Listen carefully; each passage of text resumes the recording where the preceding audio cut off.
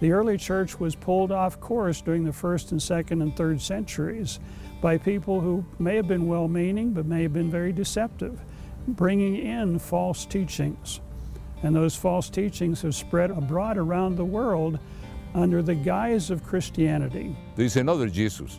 That 2 Corinthians chapter 11, you can read there is another Jesus. There is a false Jesus who had long hair, who was born on Christmas Day, who came to abolish the law, when the true Christ says, I didn't come to abolish the law, who is the Lord of Sunday, when the true Christ is the Lord of the Sabbath. Jesus Christ is our leader.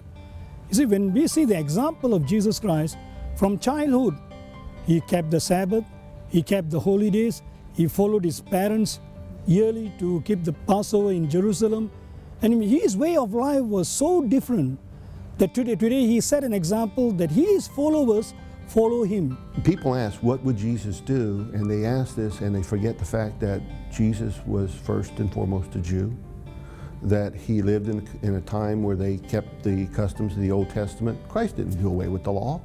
Christ magnified the law. God's mind doesn't change. Jesus Christ is the same today, yesterday, and forever. I can show you grace and forgiveness from the Old Testament or from the New. I can show you obedience and law from the Old Testament or from the New. And so we need to continue to realize, striving to be like Christ. If we follow him, we'll be right there with him.